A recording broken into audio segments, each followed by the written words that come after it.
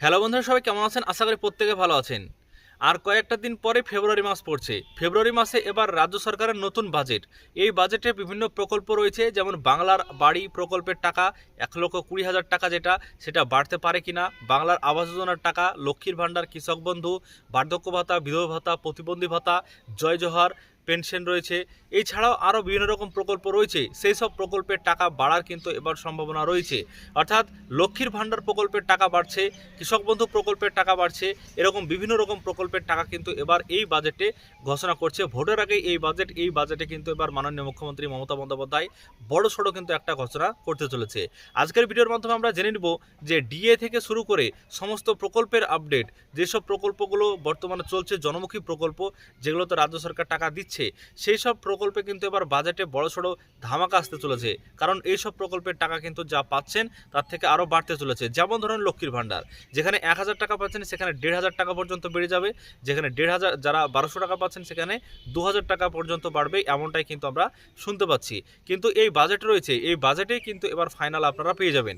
তার জন্য ইতিমধ্যে আমরা যে প্রতিবেদন পেয়েছি, যেখানে আমরা বুঝতে পেরেছি একটু হলেও আমরা কিন্তু আজ পেয়েছি যে আগামী বাজেটে কোন কোন প্রকল্পের টাকা বাড়তে চলেছে বা কোন কোন প্রকল্পের টাকা নিয়ে ঘোষণা হতে পারে।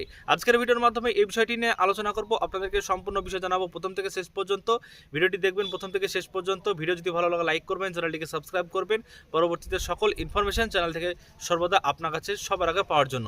ইতিমধ্যে বাজেট নিয়ে কি বলা হয়েছে, কেন্দ্রের আর্থিক বঞ্চনা সত্ত্বেও মানুষের স্বার্থে প্রকল্পমুখী বাজেটই লক্ষ্য মমতার। আগামী ফেব্রুয়ারি মাসেই প্রথম সপ্তাহে বাজেট হচ্ছে আমাদের পশ্চিমবঙ্গে, এবং এই রাজ্যের বাজেটে এবার বিভিন্ন প্রকল্প আছে, বিভিন্ন প্রকল্পর বড় টাকা পরিবর্তন হতে পারে, যে টাকা বাড়তে পারে এবং বিভিন্ন পরিবর্তন আসতে চলেছে। দেখুন কোন কোন প্রকল্পের টাকা বাড়ছে, এরকম একটা ইঙ্গিত দেওয়া হয়েছে। শীর্ষ আদালতের নির্দেশের পরেও পশ্চিমবঙ্গে চালু হয়নি 100 দিনের কাজ, বাধার মূলে কেন্দ্রীয় স্বার্থ। একইভাবে বন্ধ একাধিক কেন্দ্রীয় প্রকল্পের বরাদ্দ। সব মিলিয়ে কেন্দ্রের কাছে রাজ্যের বকেয়া প্রায় 2,20,000 কোটি টাকা, যা রাজ্য বাজেটের প্রায় 60%। আবার জিএসটি সংক্রান্ত নয়া নিয়ম চালু হওয়ার চলতি অর্থবর্ষে এই খাতে 49,771 কোটি রাজস্ব আদায়ের টার্গেট পূরণ কার্যত অসম্ভব। এই পরিস্থিতিতে ফেব্রুয়ারির প্রথম সপ্তাহে পেশ হতে চলেছে রাজ্যের বাজেট। স্বভাবতই প্রশ্ন উঠছে, এসব কারণে রাজ্যের ওপর তৈরি হওয়া আর্থিক চাপ কাটাতে নির্বাচনের আগে অন্তর্বর্তী বাজেটে কি বড় কোনো চমক দেখা যাবে? সূত্রের খবর, ঋণের বোঝা সামাল দেওয়ার পাশাপাশি রাজ্যের নিজস্ব আয় বাড়িয়ে প্রকল্পমুখী বাজেটের লক্ষ্যই এগোচ্ছে নবান্ন। কেন্দ্রের প্রকাশিত হিসেবেই দেখা যাচ্ছে ডিসেম্বর পর্যন্ত বাংলায় জিএসটি আদায় হয়েছে 34,379 কোটি টাকা, যা গত বছর ছিল 34,261 কোটি। সেই নিরিখে জিএসটি বাবদ 600 কোটি টাকা বকেয়া কেন্দ্র মেটালে তবেই চলতি আর্থিক বছর শেষে টেনে টুনে 2024-25 অর্থবর্ষে প্রাপ্ত 46,783 কোটির কাছাকাছি পৌঁছানো সম্ভব। স্বাধীন দায়িত্বপ্রাপ্ত অর্থ প্রতিমন্ত্রী নির্মলা ভট্টাচার্য জানিয়েছেন, রাজ্যের একাধিক সামাজিক সুরক্ষা প্রকল্পের দৌলতে মানুষের হাতে নগদের যোগান বেড়েছে, ফলে বৃদ্ধি পেয়েছে ক্রয় ক্ষমতা। না হলে রাজ্যের জিএসটি আদায় আরও বেশি ধাক্কা খেত। অর্থাৎ সত্যি হচ্ছে মুখ্যমন্ত্রীর আশঙ্কায় জিএসটি খাতে কয়েক হাজার কোটি লোকসান সামাল দিয়েই অন্তর্বর্তী বাজেটের ভোট অন অ্যাকাউন্ট হিসেবে কষতে হচ্ছে নবান্নকে। তবে আগামী অর্থবর্ষে চালু হতে চলা ষষ্ঠদশ অর্থ কমিশন রাজ্যের জন্য কেন্দ্রীয় করের অংশ বৃদ্ধি নিয়ে কী সুপারিশ করে সেদিকেও নজর থাকছে। এক্ষেত্রে রাজ্যের অংশ 41 থেকে বাড়িয়ে 50% করার দাবি জানিয়ে রেখেছে বাংলা। ভোটমুখী বাজেটে চমক থাকেই স্বাভাবিক। সেই সূত্রে নজরে রয়েছে লক্ষ্মীর ভাণ্ডার, সরকারি কর্মীদের ডিএ বৃদ্ধির মতো বিষয়গুলি। সমান্তরালভাবে 94টি সামাজিক প্রকল্প চালাতেও বিপুল অর্থ খরচ হয় রাজ্যের কোষাগার থেকে, তাই নজর থাকবে রাজস্ব ঘাটতির দিকেও। তবে এসবের মাঝেই নজর কেড়েছে রাজ্যের নিজস্ব আয় বৃদ্ধি।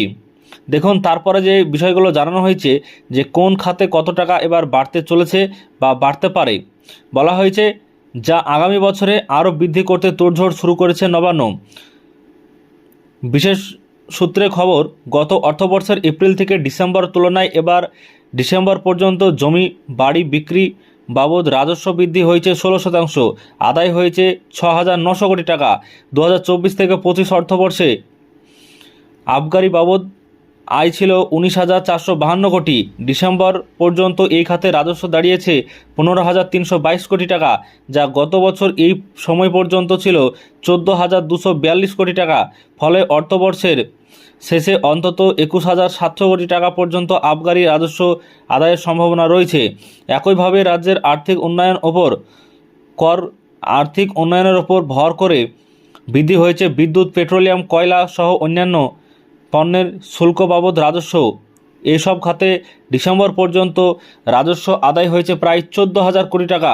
সাধারণত এই সমস্ত খাতে একটি অর্থবর্ষে 10% বৃদ্ধির হিসাব কষে রাজ্য, কিন্তু শুধু কয়লার শুল্ক বাবদ রাজস্ব আদায় বেড়েছে 12.5%। গত বছর ডিসেম্বর পর্যন্ত এই খাতে 1,600 কোটি টাকা আয় হলেও এবছর তা 1,800 কোটি ছুঁয়েছে, যা আরও বাড়তে অনলাইন শুল্ক ব্যবস্থা চালু করা নিয়ে গত মঙ্গলবার কয়লা উৎপাদনকারী সংস্থার কর্তাদের নিয়ে বৈঠক হয়েছে নবান্নে।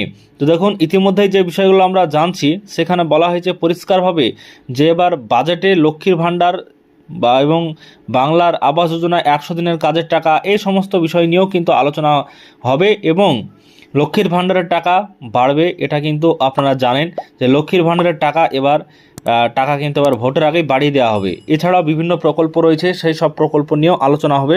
আশা করছি সমস্ত বিষয়টি বুঝতে পেরেছি। লক্ষ্মীর ভাণ্ডার, কৃষক বন্ধু, বার্ধক্য ভাতা, বিধবা ভাতা ছাড়াও বাংলার বাড়ি প্রকল্পের 1,20,000 টাকা, যেই টাকা এখন বর্তমানে রাজ্য সরকার দিচ্ছে, এই ছাড়াও বিভিন্ন প্রকল্প রয়েছে যেগুলো জনমুখী প্রকল্প রয়েছে।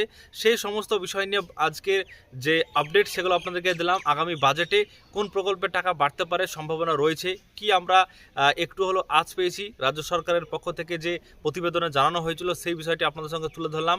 ভিডিও যদি ভালো লাগে লাইক করবেন, চ্যানেলটিকে সাবস্ক্রাইব করে রাখবেন পরবর্তীতে সকল ইনফরমেশন চ্যানেল থেকে সবার আগে আপনার কাছে পাওয়ার